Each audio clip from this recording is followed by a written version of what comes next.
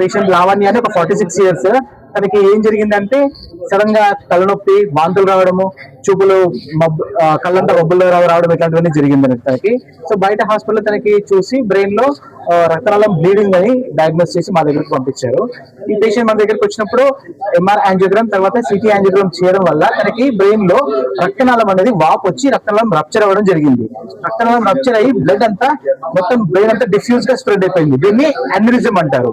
దీంట్లో బ్రెయిన్ లో A1 artery అనే ఆర్టరీ అది రప్చర్ అయ్యి సబరక్నాడ్ హెమరేజ్ అని డయాగ్నోస్ చేశాం మనకి.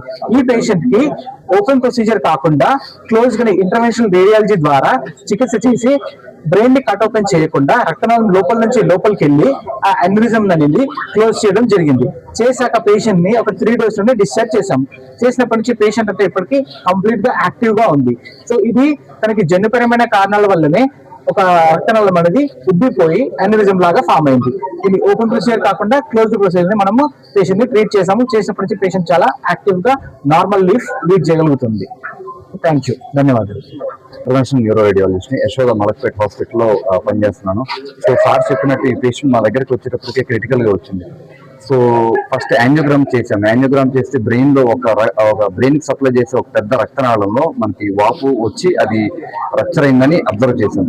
సో అయితే దీన్ని ఎలా ట్రీట్ చేయాలి అనుకున్నప్పుడు టూ మోడ్స్ ఆఫ్ ట్రీట్మెంట్స్ ఉంటాయి దీనికి. ఒకటి ఏంటంటే తల పుర్రెని కట్ చేసి ఎన్యూరిజం అంటే ఆ రక్తనాళం ఎక్కడైతే వాపు ఉందో దానికి క్లిప్ వేయటం, దీన్ని క్లిప్పింగ్ అంటాం. రెండోది ఏంటంటే తల కట్ చేయకుండా కాలు నుంచి కాలుకి సప్లై చేసే రక్తనాళాల గుండా మెదడుకు రీచ్ అయ్యి ఆ అన్యూరిజం ని క్లోజ్ చేయడం.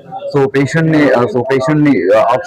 కి 2 ఆప్షన్స్ ఇచ్చాం. సో పేషెంట్ ఏంటంటే తల కట్ చేయకుండా మినిమల్లీ ఇన్వేజివ్ ప్రొసీజర్ కావాలి అని అడిగింది. సో మనం ఎమ్మటనే పేషెంట్ ని కాలు రక్తనాళాల నుంచి వెళ్ళి ఆ aneurysm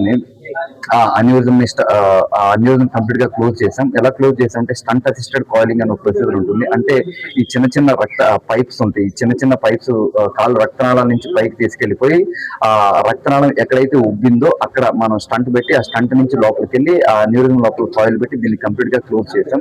so post pressure patient ని ఒక 1 week వరకు మనం హాస్పిటల్ అబ్జర్వ్ చేసాం. సో ఆమెకైతే ఆ తర్వాత ట్రీట్ చేసాక ఏం కాంప్లికేషన్స్ లేవు.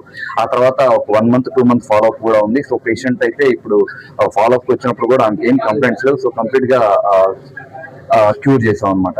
సో పేషెంట్ అంటే మనకేంటంటే ఫ్యూచర్ లో ఇలాంటి ఏదైనా అన్యూరిజమ్స్ కానీ లేకపోతే ఇలా స్ట్రోక్స్ ఏమైనా వచ్చినప్పుడు ఏంటంటే ఈ మినిమల్లీ ఇన్వేజివ్ ప్రొసీజర్స్ ఇప్పుడు చాలా తరచుగా ఎక్కువగా చేస్తున్నాం. సో పేషెంట్ ని సక్సెస్ఫుల్ గా మనం ఈ మినిమల్లీ ఇన్వేజివ్ ఎండోవాస్కులర్ ట్రీట్మెంట్ ద్వారా చేయడం జరిగింది.